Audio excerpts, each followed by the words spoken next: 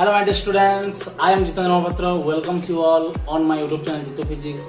और आज का वीडियो बहुत ही खास होने वाला है क्योंकि मैं लाया हूँ कुछ problem questions from both the units current electricity and magnetic effect of electric current. तो मैं जैसे लिखते लिखते जाऊंगा, आप लोग भी पेन और पेपर लाइए, पूरा वैसे ही लिखना है और मेरे व्हाट्सएप नंबर में कॉपी करके सेंड कर देना है।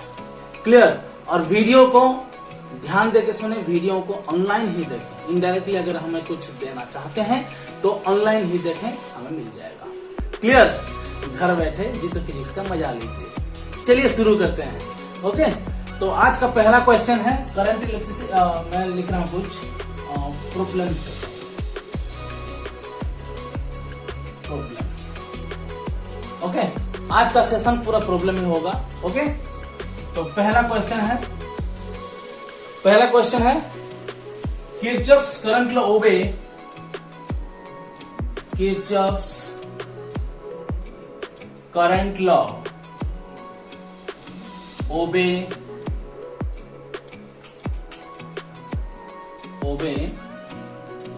द प्रिंसिपल ऑफ कंजर्वेशन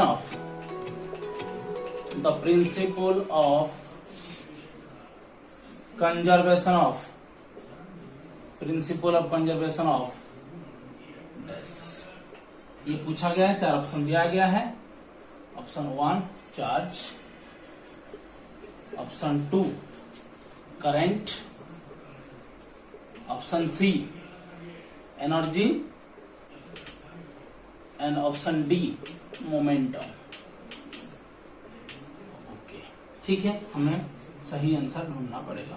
तो ठीक है, तो हमको पता है Kirchhoff's current law obey the principle of conservation of what. Yes, Kirchhoff's current law means क्या है? जितना आएगा उतना जाएगा। क्या आएगा? जितना करंट आएगा उतना करंट जाएगा। मतलब कि जितना अमाउंट ऑफ चार्ज आएगा उतना अमाउंट ऑफ चार्ज डिस्ट्रीब्यूट होगा, तो चार्ज कंजर्व होगा। तो क्या होगा? चार्ज कंजर्व होगा। तो आंसर होगा चार्ज। ओके, करंट नहीं होगा, एनर्जी नहीं होगा, मोमेंटम भी नहीं होगा। किसमें? किरचॉफ्स करंट लॉ में। ओके, केसीएल क्या बोल रहे हैं? केसीएल में क्या होता है? कंजर्वेशन ऑफ चार्ज होता है। क्लियर? ओके, अभी सेकंड क्वेश्चन हम करते हैं। तो सेकंड क्वेश्चन में थोड़ा लिख लेता हूं, तुम लोग ये पहले वाले को लिख लो। ओके ओके, ये क्वेश्चन है, देखो। 3 identical 2 volt batteries are connected in parallel. The EMF of the combination is।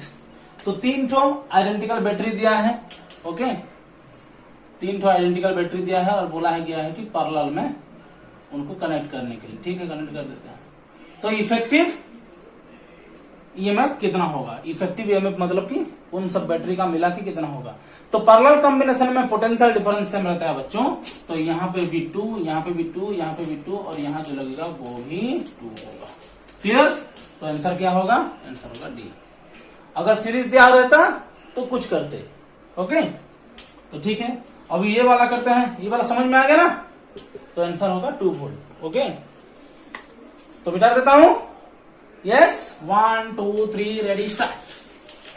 जैसे जैसे मैं लिखते जा रहा हूं क्वेश्चन विथ आंसर लिखकर मुझे सेंड करना है। ओके, और इसका मैं अभी सॉल्यूशन निकाल रहा हूं।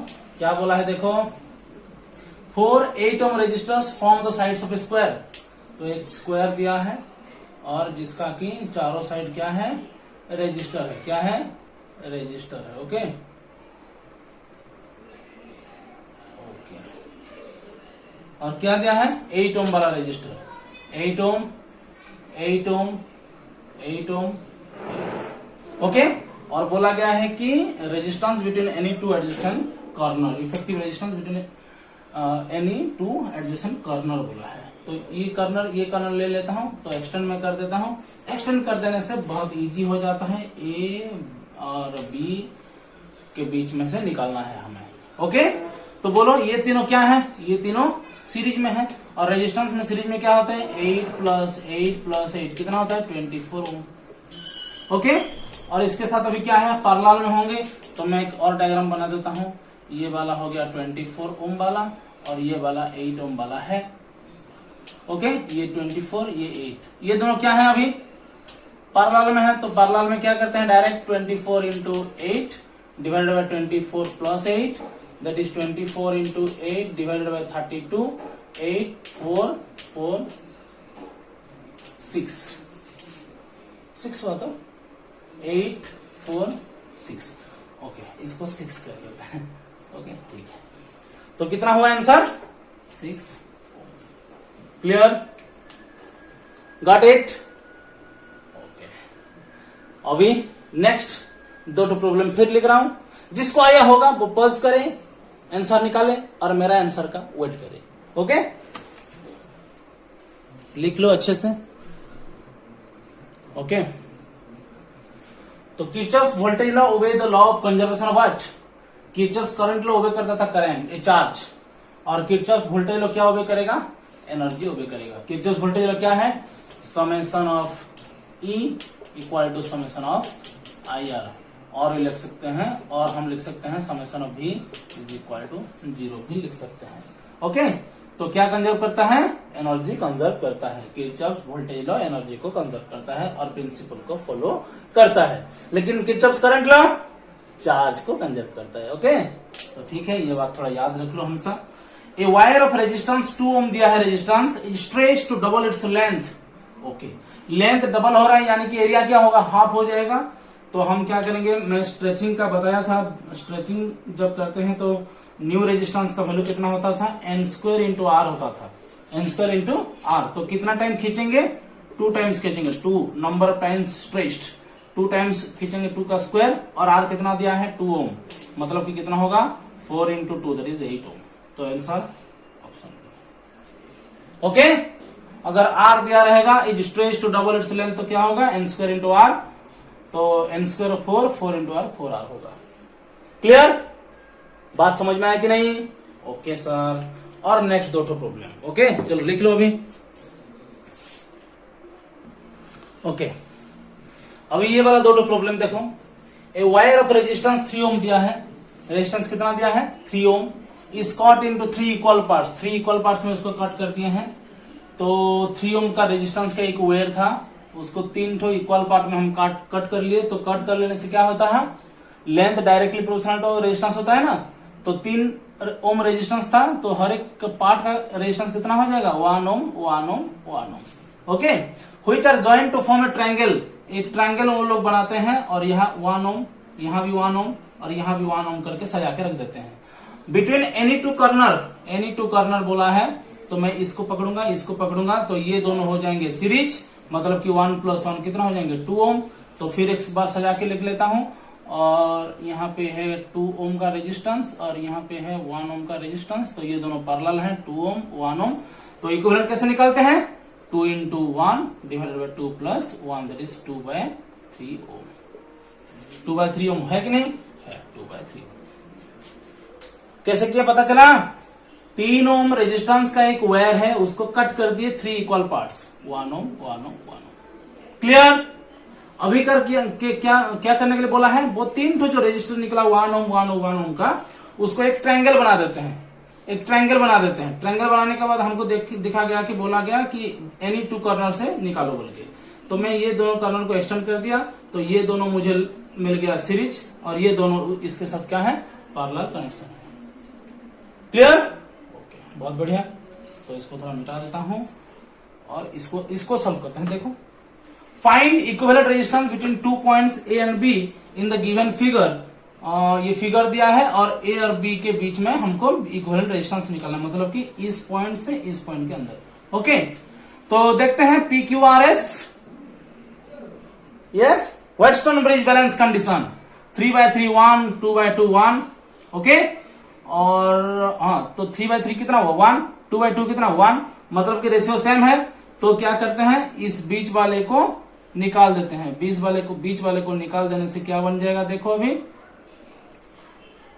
ये दोनों हैं तुम्हारे सीरीज कनेक्शन ये दोनों सीरीज कनेक्शन में है और ये दोनों आपस में क्या है पैरेलल है तो ये दोनों क्या है सीरीज 3 + 2 कितना हुआ 5 ओम और ये दोनों भी सीरीज में है कितना हुआ 2 + 3 5 ओम और ये 5 ओम दोनों क्या है पैरेलल कनेक्शन में है तो इक्विवेलेंट कितना होगा 5 × 5 divided by 5 + 5 that is 25 by 10, that is 2.5 ohm resistance, 2.5 ohm resistance. Clear? Clear? पूरा क्लियर तो? ओके. अच्छे से क्वेश्चन लिखो और आंसर करो. क्वेश्चन लिखो और आंसर करो. क्वेश्चन लिखो, आंसर करो. ओके? क्वेश्चन भी रहेगा और आंसर भी रहेगा. समझ पा रहे हो कि नहीं? तुम लोगों के भलाई के लिए ही मैं कर रहा हूं. ओके? तो next problem. Ready?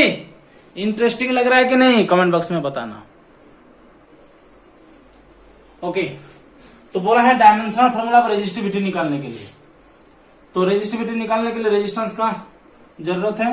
R is equal to rho L by A, मतलब कि rho is equal to R A by L, और V is equal to I R लिखते हैं तो हम लिखेंगे R is equal to V by I. Okay.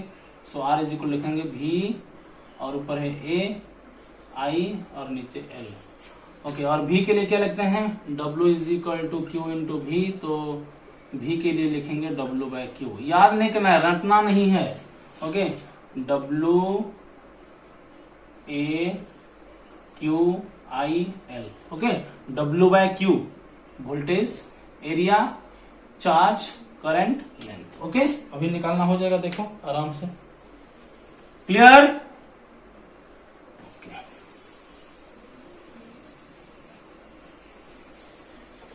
Okay. तो ठीक है. अभी क्या करेंगे देखो. वर्कडन के लिए क्या लिखेंगे? वर्कडन के लिए M1 L2 T minus 2. Okay. और एरिया के लिए क्या लिखेंगे? L2. Okay. Divided by. Charge के लिए क्या लिखेंगे? चार्ज के लिए यस. अच्छा, इसको मैं ऐसे कर देता हूं, Q, और I के लिए लिखता हूं Q बाय T. ये I है ना, Q बाय T लिख देता हूं, और ये है L. ये L1 है ना, लेंथ L1. ओके. ठीक है. तो M1 ऊपर रहा, M1 खत्म नहीं हुआ है, और L4 और ये L1 माइनस है, तो L3 अभी तक, और T माइनस 2 अभी तक इतना ही हुआ है. अभी तक इतना हुआ है. फिर आगे देखते हैं क्या होगा. और यहाँ पे Q स्क्वायर है. ओके. Q स्क्वायर है और T नीचे है, तो यहाँ ऊपर चला आएगा तो क्या होगा? T माइनस 1 होगा. ठीक है. इसको सॉल्व करते हैं. अच्छा, चार्ज के लिए क्या लिखेंगे? A1 T1 लिखेंगे ना. चार्ज के लिए A1 T1, तो मतलब कि मैं ऊपर मिटा देता हूं. क्या करेंगे, थोड़ा जगह कंजेस्टेड है.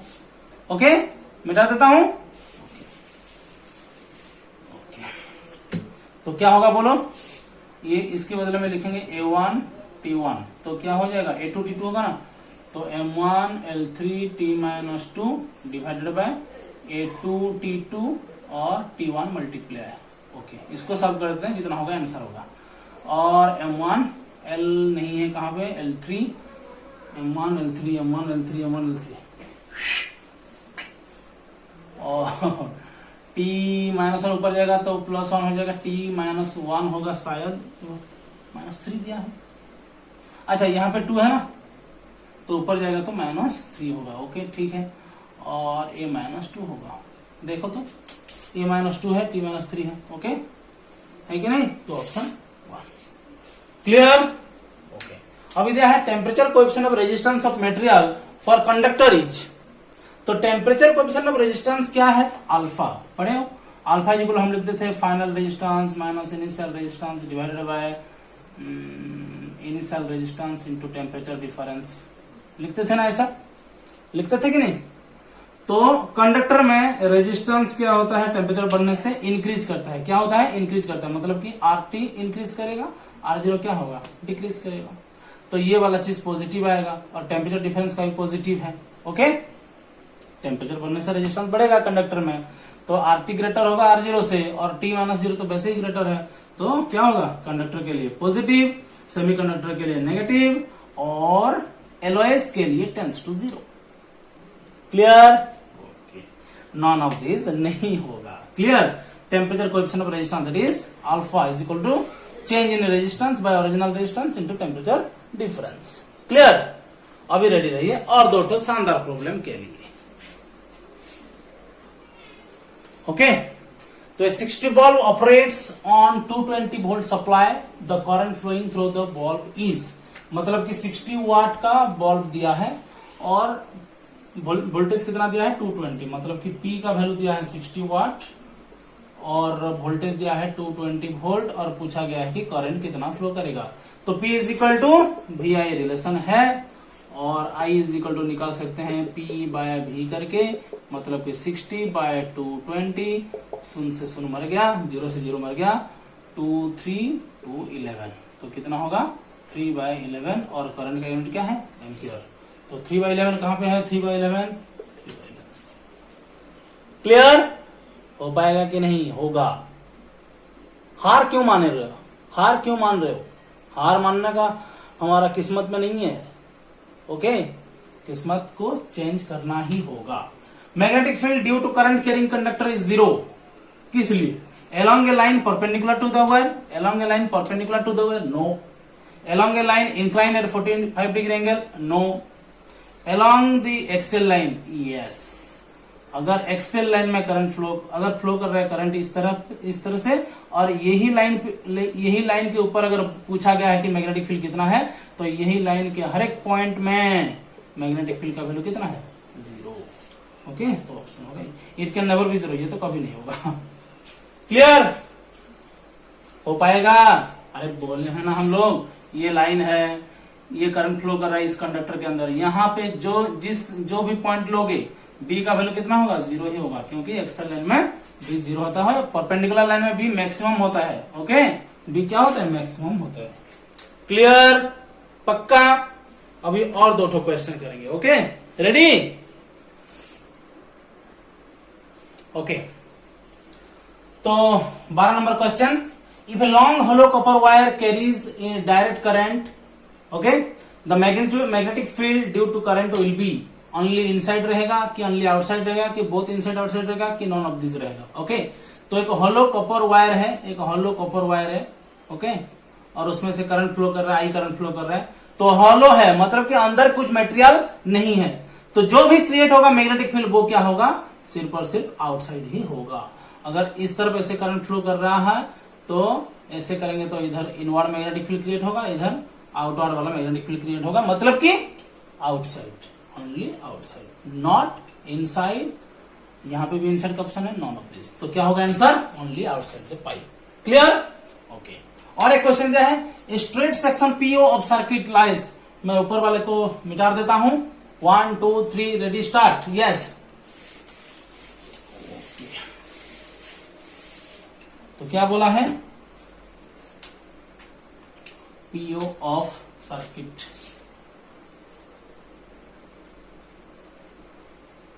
straight section PO of circuit lies along x axis from x to x is equal to h3। Okay, एक वायर है और सपोज ये अगर ओरिजिन हुआ तो ये x is equal to -a/2 point ले लेते हैं और इसको ले लेते हैं x is equal to plus कितना a/2। ओके, और यहां से नाम दे देते हैं PO सेक्शन। ओके, और करंट किधर से किधर फ्लो कर रहा है, इधर के इधर फ्लो कर रहा है। Okay, carry steady current I, the magnitude of magnetic field due to section PO at distance at a point, okay 2 बार लिख दिया, at a point, okay, at a point y is equal to plus a will be, y is equal to plus है मतलब कि ऊपर जाएगा y axis, तो y is equal to plus है, इधर हुआ y is equal to plus a।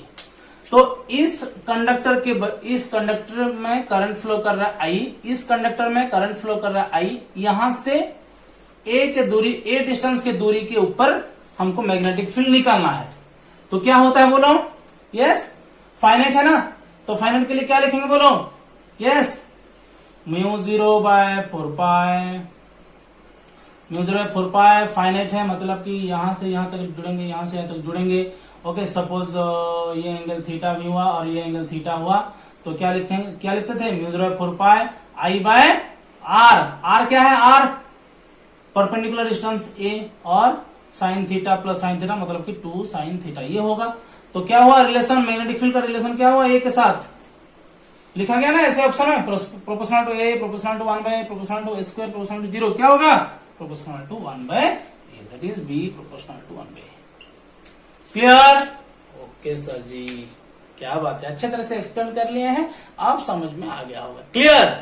Okay, अभी फिर नेक्स्ट 2 क्वेश्चन। ओके, तो अभी मैं ये वाला क्वेश्चन सॉल्व कर रहा हूं। देखो, दो ठो सेमी सर्किल दिया है, ये वाला स्ट्रेट कंडक्टर है और पॉइंट ओ के बीच में हमको मैग्नेटिक फील्ड का वैल्यू निकालना है। ओके, ये बी इक्वल टू है मैग्नेटिक फील्ड का वैल्यू निकालना है। Okay, net magnetic field at O, B at O. Okay, तो ठीक है, ये वाला सेमी सर्किल है, ये वाला सेमी सर्किल है, ये वाला स्ट्रेट कंडक्टर है, मतलब कि इस पॉइंट में निकालना है। तो ये पॉइंट ये स्ट्रेट कंडक्टर के लिए एक्सेल में है, ये पॉइंट इस स्ट्रेट कंडक्टर के लिए भी एक्सेल में है। तो B1 लिख लेता हूं, B2, B3, B4। तो B3 और B4 क्या हो जाएगा बच्चों? यस, 0 हो जाएगा। तो अभी B1 और B3 निकालना है। तो B1 के लिए क्या रूल यूज करेंगे? सेमी सर्किल है तो क्या रूल? μ0/2 I/r, r मतलब R2 इंटू हाफ। और डायरेक्शन क्या? फिंगर लेंगे, सर्कुलर कॉइल में फिंगर लेंगे करंट के डायरेक्शन में, तो थंब बता देगा, मतलब कि अंदर जा रहा है ना, अंदर जा रहा है मतलब कि इनवर्ड। ओके, और अभी B3 निकालेंगे तो B3 क्या होगा? सेमी सर्किल है, μ0/2 I करंट फ्लो कर रहा है, रेडियस कितना है? R1, और सेमी सर्किल है इंटू हाफ करेंगे तो डायरेक्शन किधर होगा? देखो, तो क्या होगा? इनवर्ड, मतलब कि ये दोनों ऐड होगा, ये दोनों ऐड होगा तो B1 प्लस B3 तो कितना हो जाएगा? μ0/4 कॉमन ले लेंगे, μ0/4 कॉमन ले लेंगे, I भी कॉमन ले लेते हैं। ओके, और बचा 1/r1 प्लस 1/r2। देखो तो है कि नहीं? ओके, तुम लोग पहले से भी कैलकुलेट कर सकते हो। ये इसके लिए 0 नहीं होगा, इसके लिए 0 नहीं होगा, मतलब कि ये 0 नहीं होगा। और यहाँ पे माइनस है, देखो दोनों का डायरेक्शन सेम है तो माइनस नहीं होगा, ये भी माइनस नहीं होगा, मतलब कि ये वाला। क्लियर कर पाओगे कि नहीं? कितना सारे हम प्रैक्टिस किए थे। ओके, आज एक क्वेश्चन में भी आ गया। क्लियर? अभी और 2 शॉर्ट क्वेश्चन है, उसके बाद 2 मार्क्स क्वेश्चन। ओके, तो ये नेक्स्ट प्रॉब्लम है। A long solenoid carrying current I has magnetic field B along its axis। Okay, solenoid दिया है और सोलेनॉइड का मैग्नेटिक फील्ड एक्सिस में कितना बोल रहे हैं? B बोल रहे हैं, तो B का फॉर्मूला क्या है? μ0 n I। और करंट I फ्लो करे, ठीक है। If the current is doubled, current को डबल कर देंगे। ओके, ठीक है। And the number of turns per centimetre, number of turns per centimetre मतलब कि n को बोला गया है इज हाफ, इसको हाफ कर देते हैं, ठीक है। The new value of magnetic field is, तो ये डबल हुआ, ये हाफ हुआ, तो कुछ भी चेंज नहीं हुआ, मतलब कि ये 2 कैंसिल हो जाएगा, तो कितना बचेगा? फिर μ0 n I बचेगा, मतलब कि वही B वाला। क्लियर? अरे उधर से बोला है करंट डबल है बोल के, इधर से बोल रहा है कि number of turns per centimetre decrease कर दो, हाफ कर दो। तो इंक्रीज हुआ भी डिक्रीज हुआ, तो क्या होगा? वही B के B रहेगा। क्लियर? ओके, और ये वाला प्रॉब्लम करते हैं अभी। देखो, तो the magnetic field of a certain length of wires for single turn coil eight its centre. Okay, single coil, okay, एक लेंथ दिया है। ओके, मैं इसको मिटा देता हूं अभी। Okay, clear? पूरा सिंपल क्वेश्चन था भैया, पूरा सिंपल क्वेश्चन था मेरे बेटे, मेरा बेटा, मेरा बेटी। ओके, तो it's value for 2 turns. Okay, the magnetic field of a certain length of wire single turn coil eight its centre, single coil turn eight its centre कितना था? B था बोल रहे, ठीक है। μ0 2 I/r। ओके, ठीक है, सिंगल टर्न के लिए। It's value for 2 turns. Okay, value for 2 turn बोल दिया है, ठीक है। मतलब कि अभी n आ जाएगा, तो B इज इक्वल क्या लिखते थे formula? μ0 n capital N μ0 n I/2r लिखते थे ना, तो ये n क्या है? अभी 2 हो जाएगा, ठीक है। μ0 2 I/2 इंटू, और क्या बोला है? टर्न्स फॉर दिस सेम, अच्छा, it's value for 2 turns of coil. अच्छा, कॉइल को डबल कर दिया, फॉर द सेम वेयर बोला है, इतने वेयर में डबल टर्न करना है, मतलब कि इतने वेयर में डबल टर्न करने का मतलब क्या है? ऐसे ऐसे ना, इसको और छोटा छोटा करेंगे सेम साइज में, तो रेडियस क्या हो जाएगा? रेडियस डिक्रीज करेगा कि नहीं? बोलो, R/2 हो जाएगा, रेडियस क्या हो जाएगा? R। अरे भाई, इतना ही लेंथ था, ये लेंथ L ही है, पहले एक सिंगल टर्न था, अभी बोल रहे इतने लेंथ में 2 टर्न बना दो, तो जितना रेडियस था पहले उतना रेडियस रहेगा क्या? 2 टर्न बना से रेडियस एग्जैक्टली हाफ हो जाएगा, तो R/2 हो गया। तो ये 2 4 μ0 I/2r, तो क्या हो गया? देखो 4B, μ0 I/2r क्या है? B है। जो पहले था, तो कितना हो गया आंसर 4b। 4b है, यस यस 4b है। क्लियर? तो ये था 16 शॉर्ट क्वेश्चंस। मैं अभी 2 मार्क्स का क्वेश्चन कर रहा हूं, पेशेंस है तो हाँ, एक ही टाइम में बैठ के करना है। ओके, ठीक है।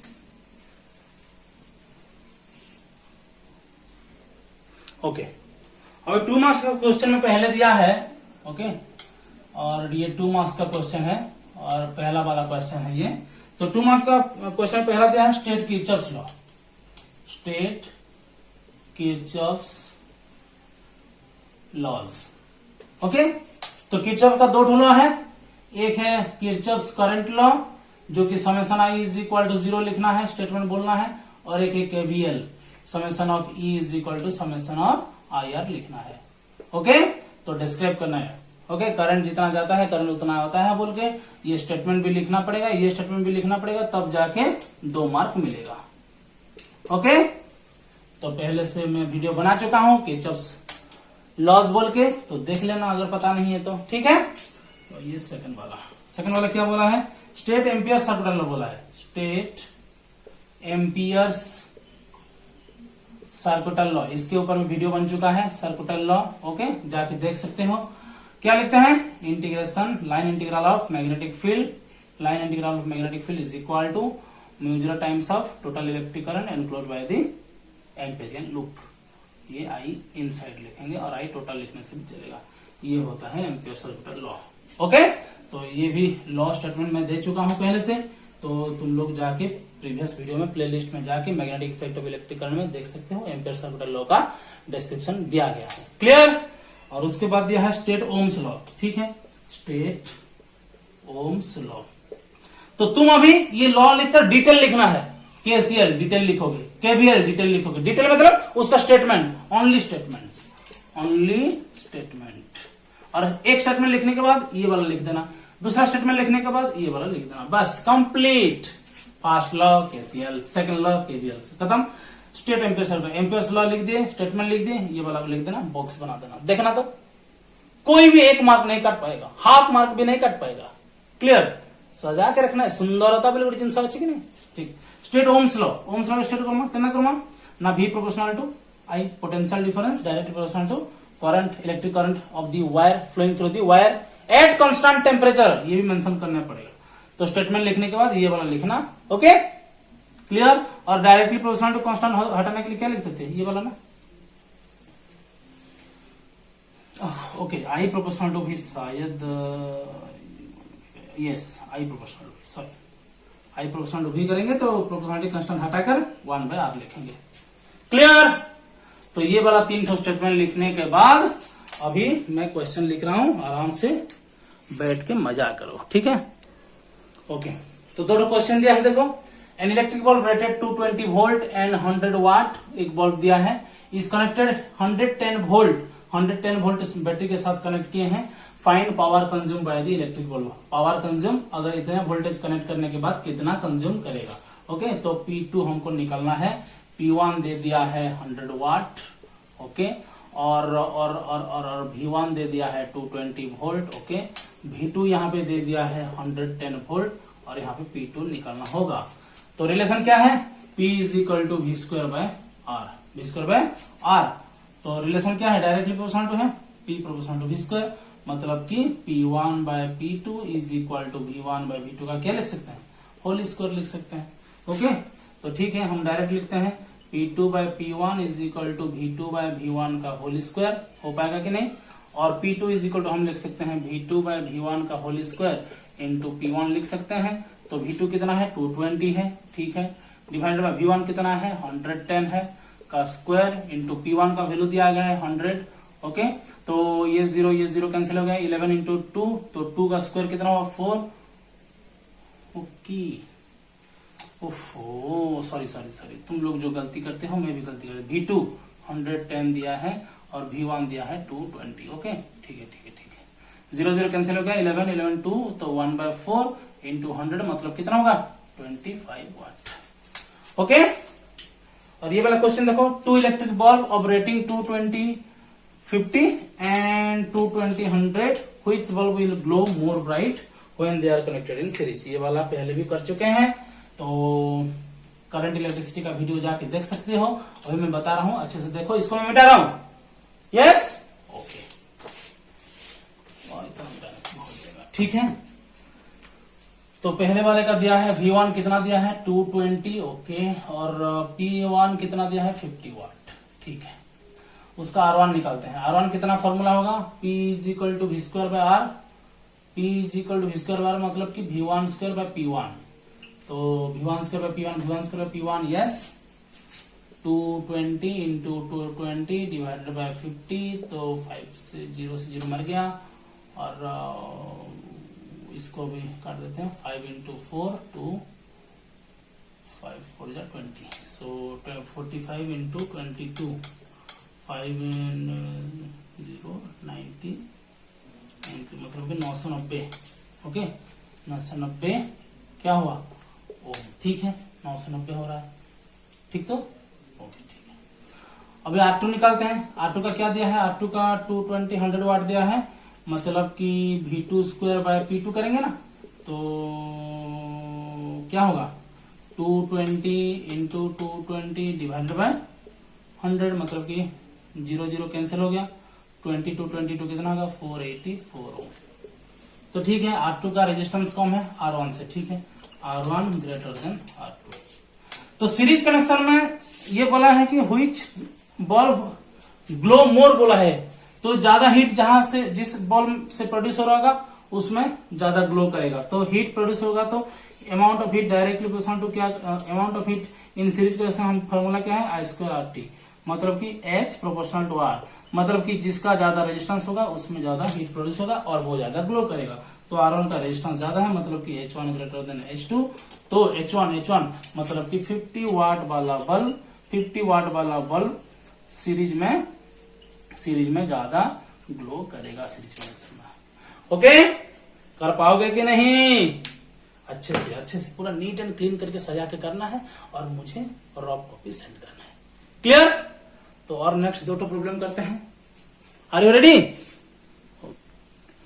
और ये प्रॉब्लम दिया है, ये वेस्टर्न ब्रिज बैलेंस कंडीशन पे बेस है, तो हमको पहले चेक करना है कि वेस्टर्न ब्रिज बैलेंस कंडीशन में है कि नहीं, P/Q is equal R/S check करना है, ओके, नहीं तो ये वाला this by this equal to this by this, 3/6 1/2 4/8 1/2 right, 3/4 6/8 को 3/4 कर सकते हैं, तो माने तो ये वाला circuit diagram western bridge balance condition में है, तो बैलेंस कंडीशन में है तो हम बीच वाले को निकाल के फेंक देंगे। तो ये दोनों हो गया सीरीज 6 + 3 9, ये हो गया सीरीज 8 + 4 12, और ये अगर सीरीज में होंगे तो क्या करते हैं 9 इंटू 12 डिवाइडेड बाय 9 + 12, तो 12 अच्छा ठीक है 9 इंटू 12 और ये 12 ना 21, तो 3 7 3 4, तो 36/7 ओके। और इसको छोटा भी कर सकते हैं, 7 5 जा 35 1 डेसिमल देंगे 0 7 1 5.1 समथिंग हो रहा है, ओके। तो इतना भी तुम निकाल सकते हो पाएगा कि नहीं, ज्यादा मुश्किल है क्या, 2 मार्क आसानी से हम लोग पा सकते हैं, क्लियर, ओके। ये वाला प्रॉब्लम कैसे करेंगे, करंट फ्लो कर रहा है, बी नेट पूछा गया है सेंटर में, तो ये वाला तो एक्सेल लाइन होगा, तो ये में 0 हो जाएगा, इसको मैं B1 पकड़ता हूं, B1 0 हो गया, B2 सेमी सर्किल है, B3 1 एंड इन्फिनिट है, ठीक है। तो B2 के लिए कितना होगा μ0/2 I/R, R मतलब A है, ठीक है, ओके, I/A, ओके, ठीक, और कुछ ओके नहीं। और ये B3 के लिए क्या होगा बोलो, अच्छा डायरेक्शन क्या होगा, इनवर्ड होगा, डायरेक्शन क्या होगा, इनवर्ड, ओके, इनवर्ड, क्लियर।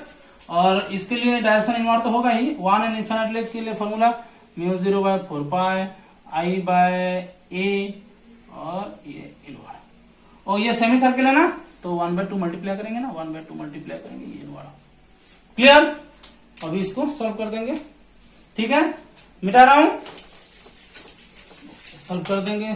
तो दोनों का तो डायरेक्शन सेम है, मतलब कि ऐड होगा, B is equal to B1 + B3, यानी कि डायरेक्शन के साथ ऐड करेंगे, तो μ0/4 कॉमन जाएगा, ठीक है, μ0/4 कॉमन गया, 2 इंटू 2 4 है ना, I/A के भी कॉमन जाएगा, I/A भी कॉमन गया, और यहाँ बचा 1/π, उधर बचा 1, क्लियर। हो पाएगा कि नहीं बोलो? इसका जो हो पाएगा। आप जब करते हैं तो इजी लगता है, लेकिन हम लोग जब बार बार प्रैक्टिस करने से आसान लगेगा। क्लियर? और 2 क्वेश्चन है बच्चों। Keep patience. Okay, don't lose your patience. Okay, तो ये आखिरी के 3 क्वेश्चन आज के वीडियो का। A circular coil having 50 number of turns. Okay, number of turn दिया है 50। ओके, ठीक है, सोल्यूशन निकालेंगे। सर्कुलर कॉइल दिया है। ओके, ठीक है। एंड इट्स रेडियस कितना दिया है? रेडियस 2 सेंटीमीटर दिया है, मतलब कि 2 सेंटीमीटर यानी कि 2 × 10⁻² metre. Find the magnetic field at its centre में पूछा गया है मैग्नेटिक फील्ड कितना है बोल के। And if it's carrying a current of 10 ampere. तो फॉर्मूला क्या है बोलो सेंटर का? μ0/2 Ni/r। तो ठीक है, μ0/2। ओके, μ0 का वैल्यू क्या है? 4π × 10⁻⁷/2 × n क्या इतना दिया है? 50 दिया है। करंट 10 फ्लो कर रहा है। रेडियस 2 × 10⁻²। और क्या चाहिए?